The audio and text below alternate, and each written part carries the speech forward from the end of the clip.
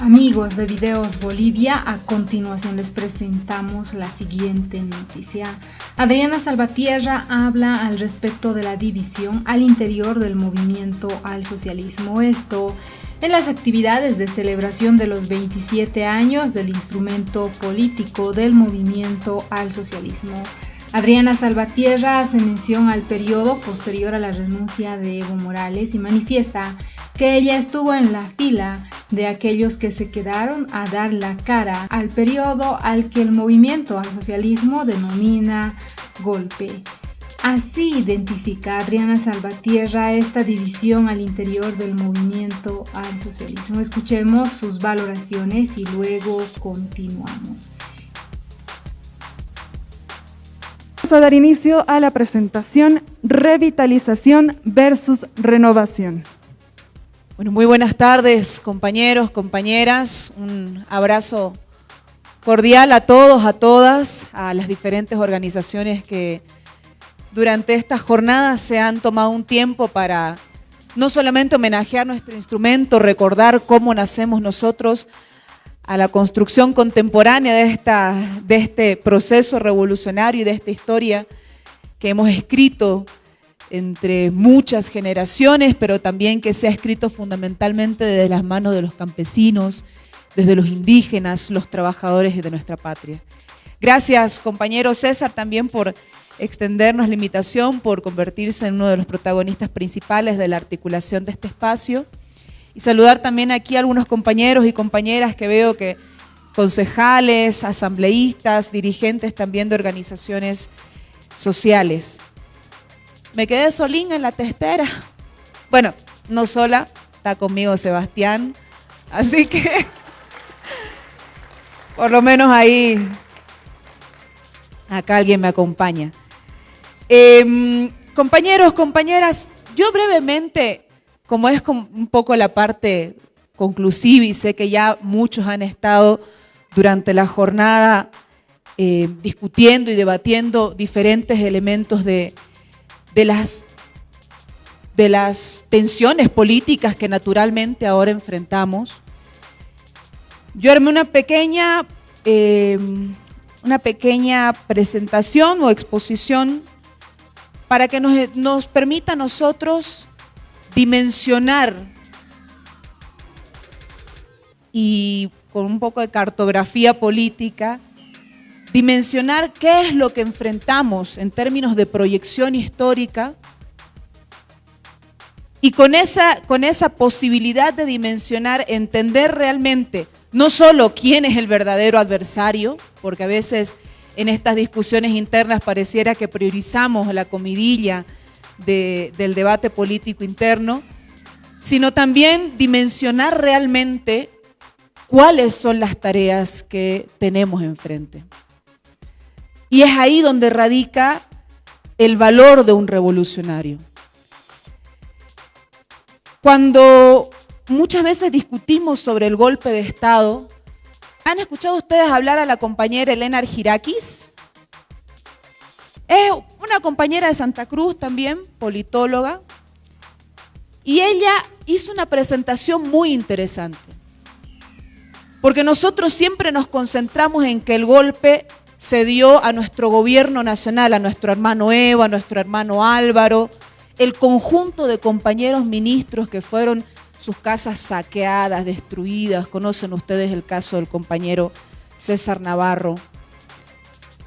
Y Elena nos dice, también fue el legislativo, compañeros y compañeras que definitivamente los acosaron en sus casas, en sus barrios, les quemaron. Ustedes saben el caso del compañero Víctor Borda. ¿Quién le puede reclamar algo a Víctor Borda después de que tomaron rehén a su hermano y lo maltrataron de formas irreproducibles después de que quemaron su domicilio?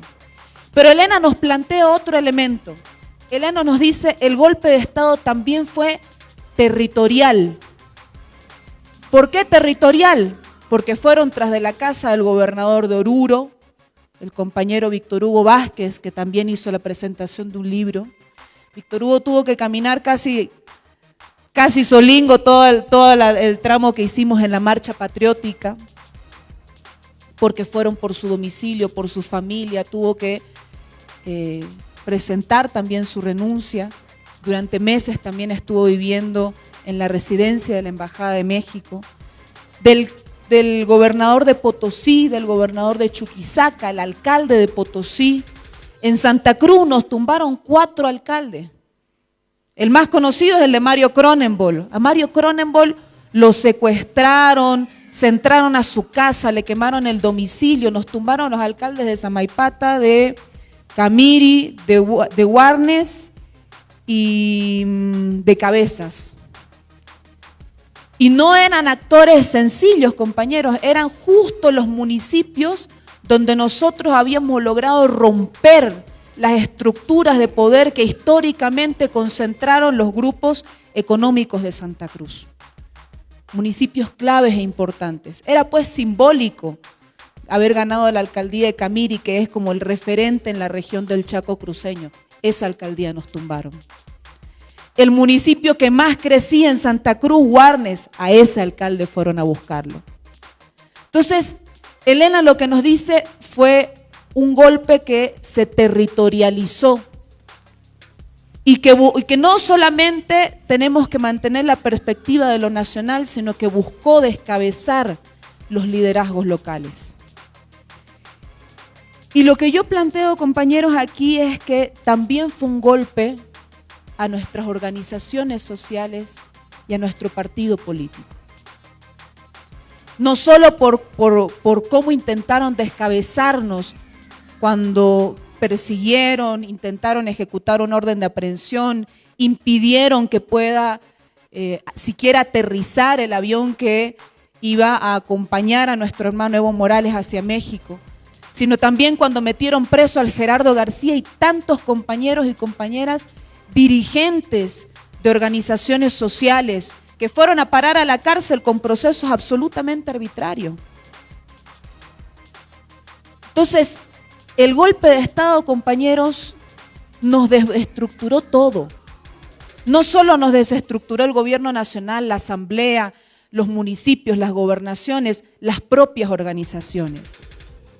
Y ese proceso de recuperación, compañeros, que inicia con las heroicas resistencias de Sencata y Sacaba, desde el 15 de noviembre hasta que alcanzamos la victoria con nuestro gobierno nacional, no termina. Porque todavía en nuestras organizaciones sociales, estos discursos, que uno de esos es el planteamiento que nos dicen de renovación, de desplazamiento de los liderazgos, continúa convirtiéndose en el elemento para permear, para anular los liderazgos y para sostener la desestructuración de nuestras organizaciones políticas. Y eso es algo que nosotros debemos claramente dimensionarlo. El golpe de Estado no solo fue a nuestro gobierno, fue a nuestras organizaciones y se continúa reproduciendo con este tipo de discursos que nos plantean conflictos generacionales, prestados a la vanidad y la arbitrariedad de algunas personas, o que nos plantean el desplazamiento como si fuera un cumplimiento de ciclos políticos.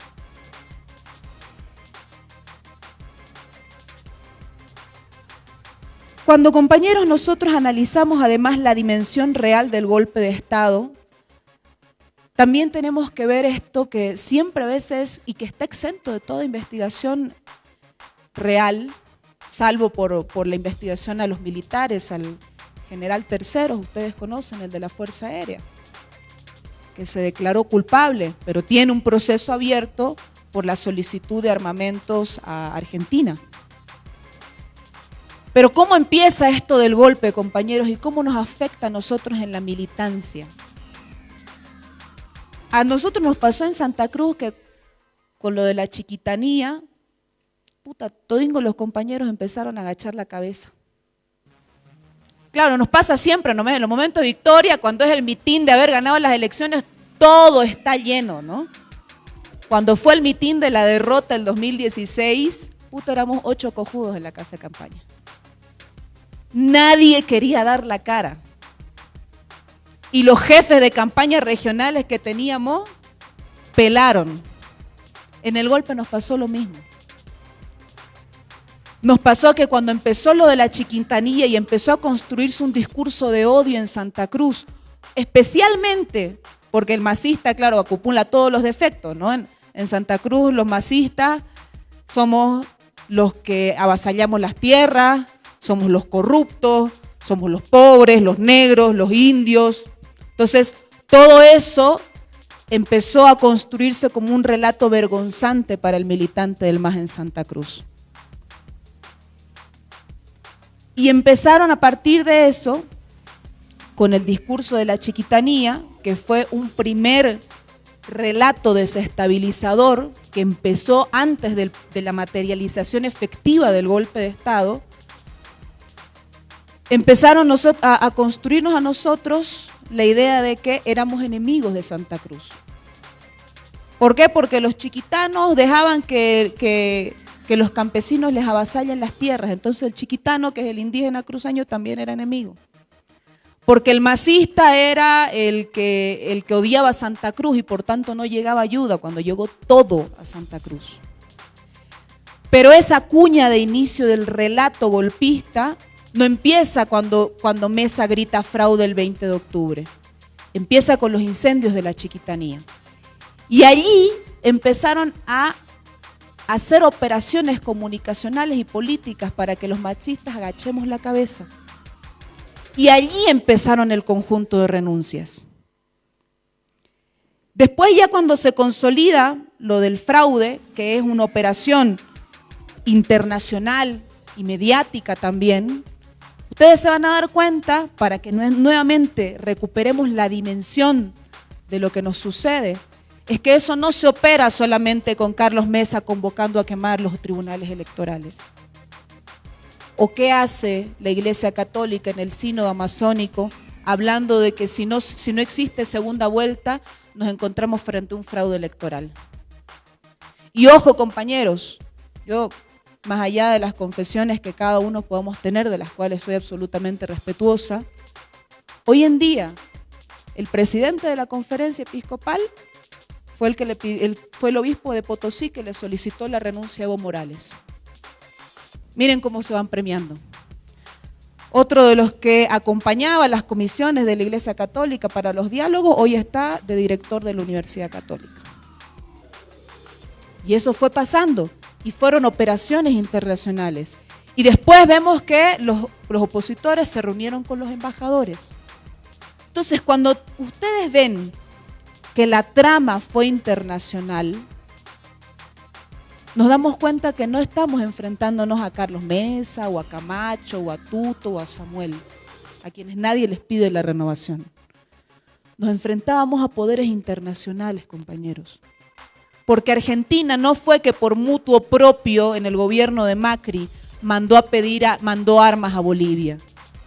Ecuador no fue que un día se despertó, dijo crisis en Bolivia, mando armas. No fue casualidad que Perú, Argentina, Ecuador le cierren el uso del espacio aéreo al avión que venía de México para resguardar a nuestro compañero Evo Morales. Nada de eso fue casualidad, compañeros. Nosotros, y ahí radica en realidad la dimensión real del heroísmo del pueblo boliviano. Cuando el pueblo boliviano no derrota solamente a las hordas fascistas de Camacho, sino que derrota toda una conspiración internacional. Cuando derrota realmente a un imperialismo que operó a través de la Organización de Estados Americanos, a través de embajadores, a través de la operación de algunos articuladores de la Iglesia Católica. Esa es la dimensión real del heroísmo del pueblo boliviano. Y cuando empiezan a convertir al militante del MAS en sujeto vergonzante, cuando los compañeros empiezan a agachar la cabeza, cuando los candidatos, los que ni siquiera habían asumido, estaban renunciando. Y empiezan después a señalar los domicilios. Entonces fue que a nosotros nos entró ese relato que ellos habían construido que nosotros atentábamos contra la democracia, atentábamos contra la libertad, Ellos tenían la libertad de ir a quemar nuestras casas, pero era su libertad de ellos la que estaba en juego. Y ahí yo me acordé, cuando hablamos de estas modalidades o estos múltiples niveles en los que se dio el golpe de Estado, que hace un tiempo un compañero del MAS, que fue candidato a concejal, el Cristian Velasco, publicó un fragmento del discurso de Fidel, de 1961, si no me equivoco, donde habla de cómo el revolucionario enfrenta los momentos difíciles. Y en este fragmento que publica Cristian sobre Fidel Castro, en estos tiempos difíciles en los que el golpe fue a toda la estructura política del MAS, dice, el número de vacilantes aumenta. Y eso es una ley de la historia. Hay quienes se confunden. Compañeros, ¿quiénes no se confundieron? En pleno conflicto político. Hay quienes se desalientan, y éramos muchos menos los que estábamos en la calle que los que después volvimos con el 55%. Todos lo sabemos. Hay quienes se acobardan, también. Hay quienes reblandecen, también hay quienes traicionan y quienes desertan. Eso pasa en todas las épocas y en todas las revoluciones, dice Fidel. Pero también en los tiempos difíciles es cuando se ponen a prueba los hombres y las mujeres, cuando se prueban realmente lo que valen. Los tiempos difíciles son la mejor medida de cada cual, del coraje y el valor de cada cual, de su conciencia, sus virtudes, pero sobre todo de las virtudes de un pueblo, de las virtudes patrióticas y revolucionarias que no le faltan ni le faltarán jamás a un pueblo movilizado y empoderado.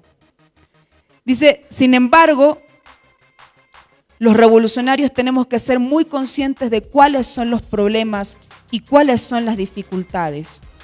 Porque hay gente que no entiende y no entenderá jamás lo que es patria, lo que es independencia, lo que es historia, lo que son las raíces de un pueblo, lo que no entiende el sentido de la dignidad patriótica y revolucionaria, de los procesos políticos y los problemas objetivos. Contra esa gente tenemos que luchar. Pueden confundir a algunos, pero siempre va a ser una lucha. ¿Y qué es lo que les planteo, compañeros, en este debate que ahora tenemos sobre cómo enfrentarlo con unidad? La compañera Canela, que hace poco exponía, decía, lo que no podemos nosotros es hacer de la unidad, compañeros, algo que nos censure y nos tape la boca. Porque muchos de nosotros estamos diciendo, sí, unidad, pero unidad eludiendo el debate político. Y no podemos eludir el debate político, compañeros. No podemos nosotros pretender forzar a que la unidad sea una herramienta de censura para el debate político. Tiene que existir el debate político. Porque, compañeros, insisto siempre con algo, nosotros no venimos a administrar el Estado. Nosotros no vinimos a administrar un gobierno. Nosotros vinimos a transformar la historia del país. Por eso es que la gente entrega su vida. Por eso es que murieron nuestros compañeros y compañeras en Sencata y en Sacaba, defendiendo un proceso que transformó la historia de este país. Y para nosotros quizás es nuevo, para otros países no. Para nosotros quizás es nuevo el que en este contexto la discusión del liderazgo político y el liderazgo del Estado y el liderazgo del partido ya no esté concentrado solamente en nuestro compañero Evo. Hoy tenemos al frente el liderazgo del Estado con nuestro compañero Luis Arce, el liderazgo partidario con nuestro compañero Evo Morales, y es una realidad que implica momentos difíciles y que vamos a ver que muchos compañeros en ese trayecto intentan conducirnos a un debate estéril. Pero nuevamente los invito a dimensionar, compañeros. Cuando hablamos de a qué nos enfrentamos y en qué tenemos que fijar nuestra perspectiva cuando tenemos estas discusiones. ¿Ustedes creen que es casual el golpe de Estado en Bolivia? Preguntémonos, compañeros, ¿dónde estaba? Empecemos con Brasil. ¿Ustedes creen que fue casual el golpe de Estado a Dilma y la acusación sistemática contra Lula sobre corrupción? No, compañeros. Lula fue a parar preso. Ahora va a ganar las elecciones en Brasil en octubre. Pero lo llevaron preso. Lo llevaron a la cárcel. Intentaron descabezar el liderazgo político. Miren a Cristina en Argentina. Intentaron meterla presa. A diferencia de Lula, Cristina puso 1 millón de personas cuando fue a su audiencia y por eso no la pudieron aprender. Pero como no pudieron con Cristina, aprendieron a su vicepresidente. Una campaña mediática donde la acusaron hasta de haber participado en la muerte de un fiscal que investigaba un caso por el que ella estaba siendo procesada. ¿Qué intentaron con eso? Destruirla. Y miren cómo después, el 2019, Cristina volvía, ahora como vicepresidenta, pero volvía nuevamente a asumir una responsabilidad política. ¿O acaso ustedes creen que es casual que en Ecuador Rafael Correa no pueda pisar suelo ecuatoriano sin ser aprehendido inmediatamente? O miremos por último Venezuela. ¿Qué pasó con Chávez? En todos nuestros proyectos políticos, compañeros, donde hay una fuerza y un liderazgo tan sólido, la estrategia internacional ha sido descabezar los proyectos políticos. Descabezarlo para que nos entre a nosotros el discurso liberal, de la democracia liberal y burguesa, de que los caudillismos tienen que ser combatidos, de que los liderazgos no deben ser caudillistas, de que la renovación debe dar paso a una nueva generación. Y con eso, compañeros, nos prestamos nosotros a la funcionalidad de aquella conspiración internacional que operó el 2019, que descabezó liderazgos en el continente y que hoy, con ese mismo discurso, pretende penetrar, filtrar, destruir y dividir las estructuras de nuestro proyecto político.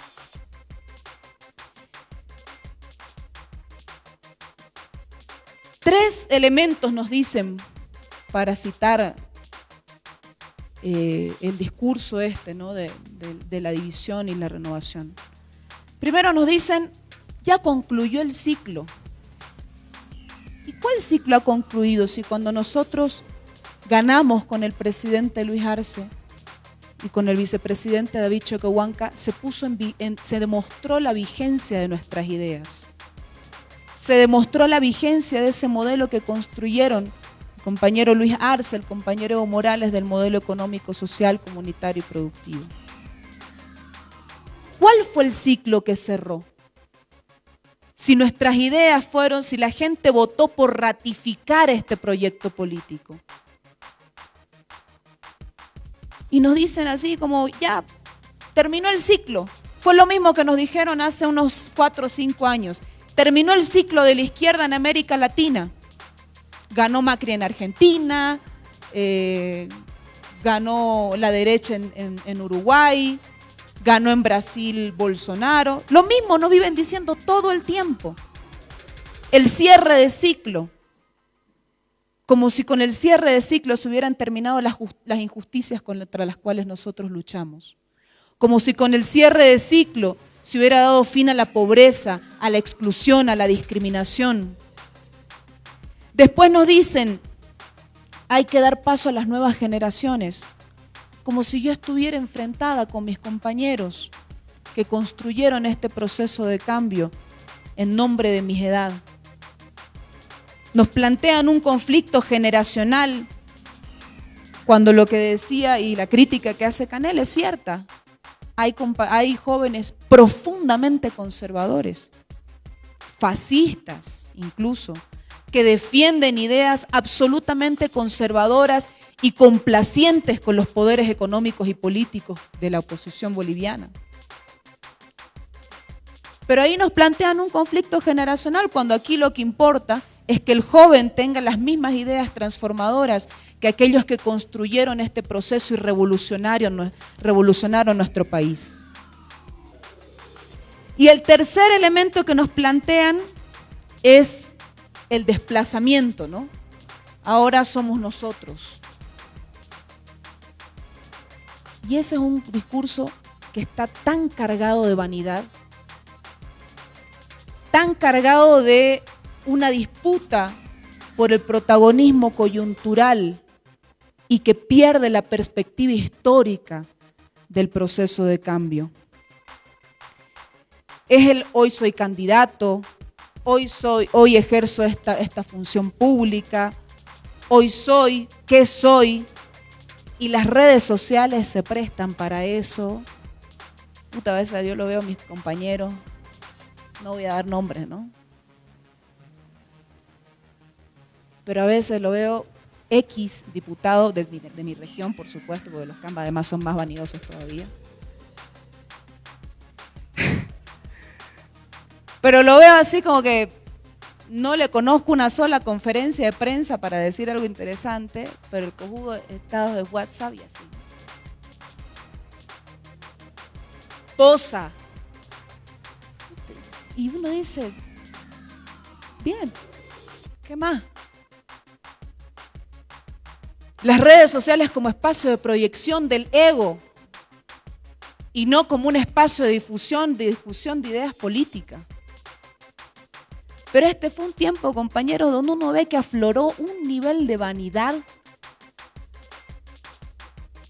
que también nos nubla de la perspectiva. Yo fui senadora 5 años. Pero, compañeros, ¿qué son 5 años en la construcción de este proceso de cambio?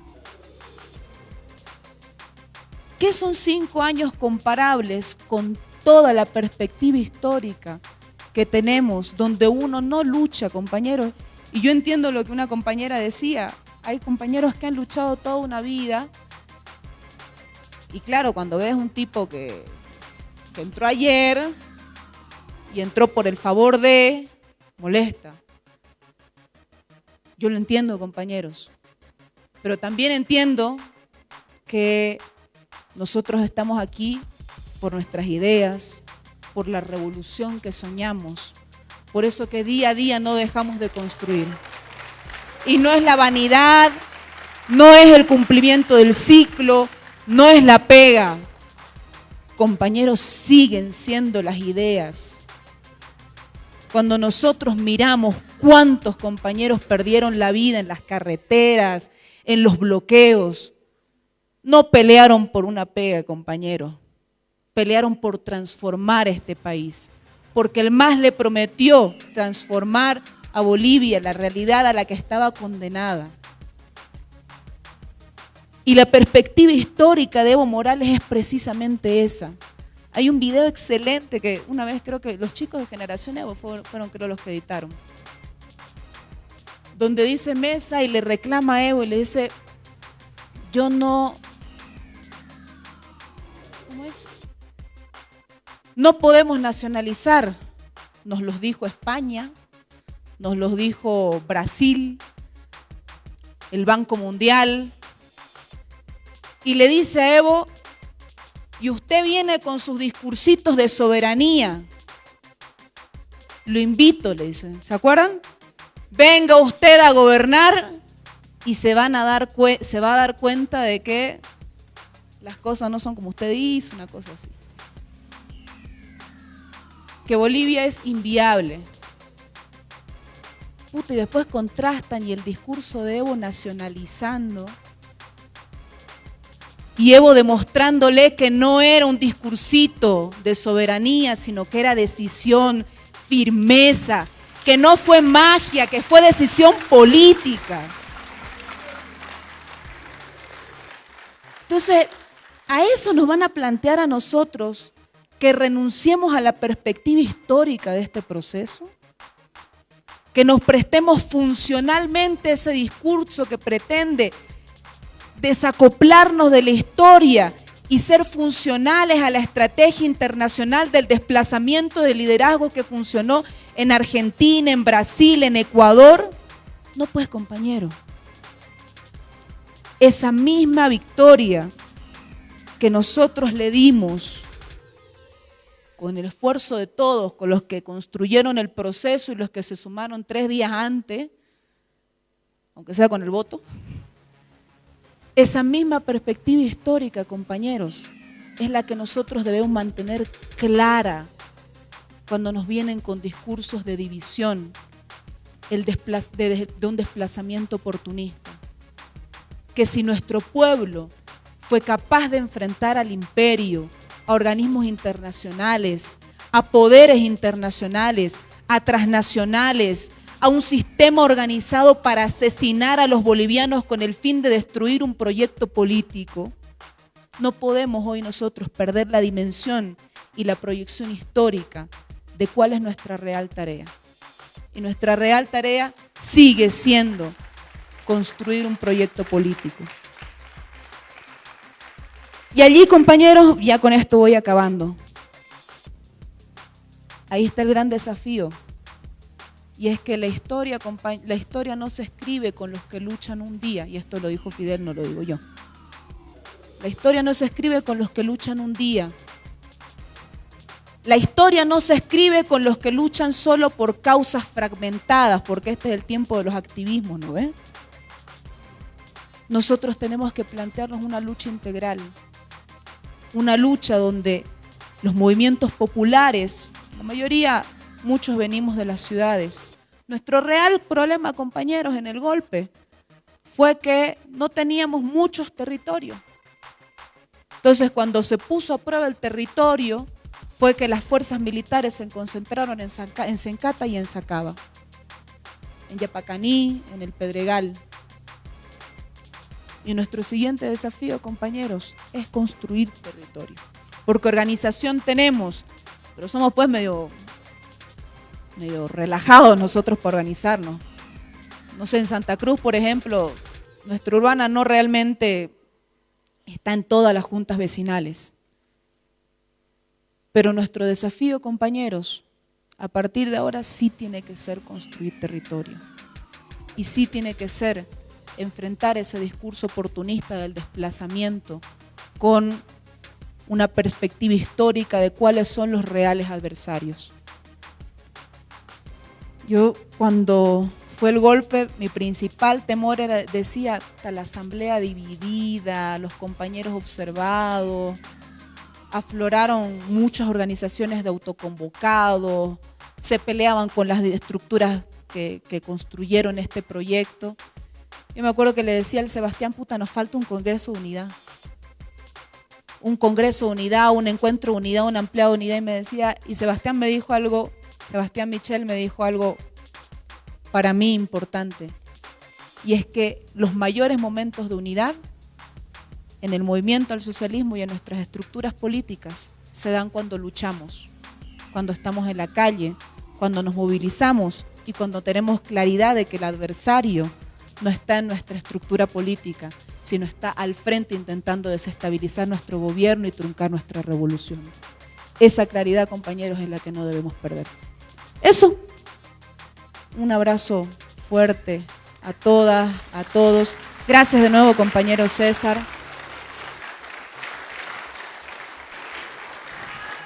Para lo que ordenen, y compañeros, de verdad,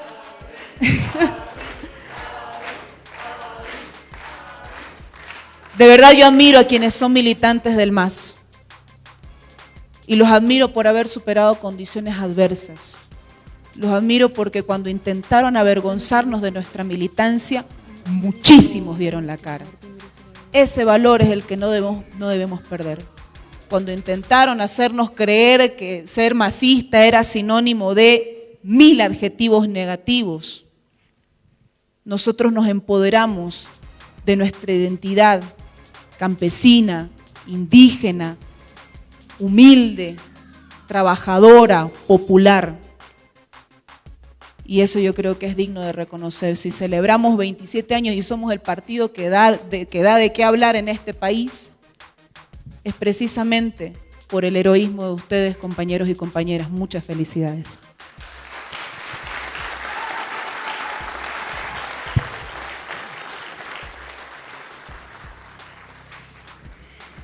Muy bien, queremos agradecer a la hermana Adriana Salvatierra.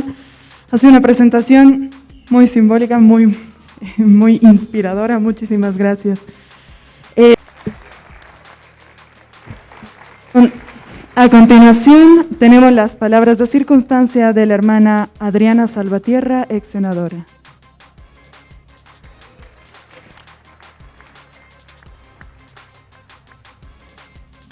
Me agarraron en curva. Primero, felicitar la iniciativa, querido compañero César, porque esto es el espacio que necesitamos. Un espacio donde además sea interno, donde hablemos fraternalmente y fundamentalmente donde todos sepamos que el espíritu constructivo es el que nos debe llevar a sostener esa unidad como patrimonio fundamental de este proyecto político.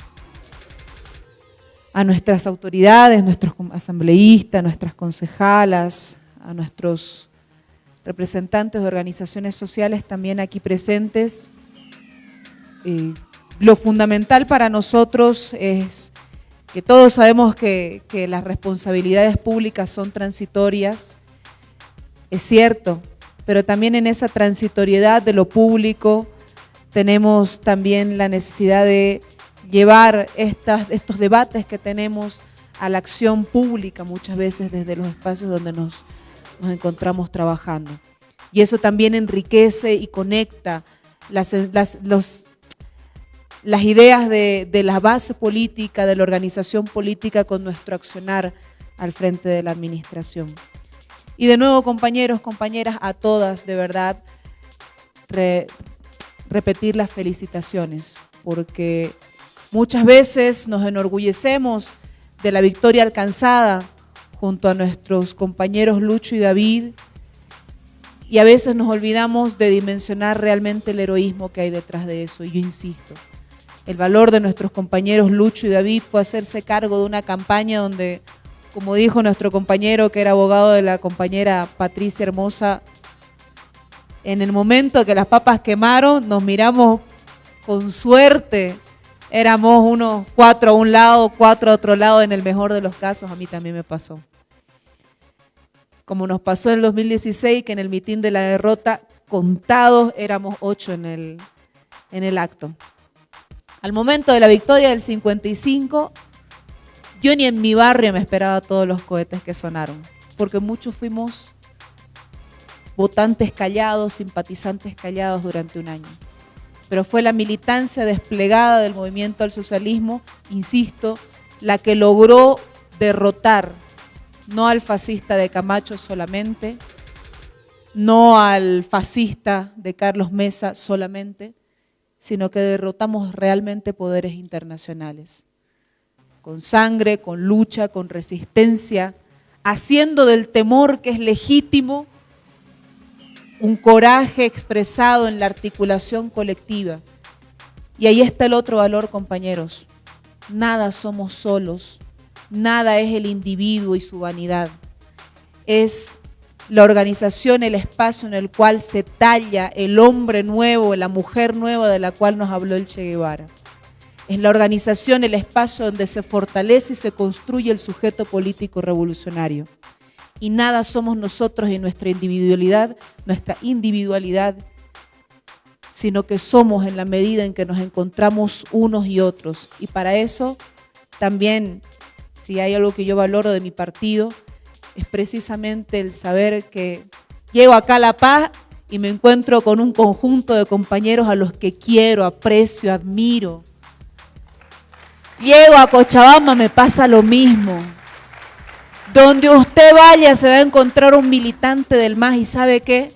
Lo más lindo es poder compartir con un compañero y una compañera de ideas. Saber que cuando las papas queman, muchos pelan, pero queda un compañero y una compañera valiosa para darte un esfuerzo, una palabra de apoyo, energía, para seguir luchando. En esos y otros escenarios, compañeros, sigámonos encontrando juntos. Muchísimas felicidades y de nuevo, gracias por este evento. Y que viva nuestro instrumento político, que viva nuestro proceso de cambio, que viva nuestra revolución democrática y cultural, que viva nuestros compañeros Lucho y David, que viva nuestro compañero y líder Evo Morales. Besito.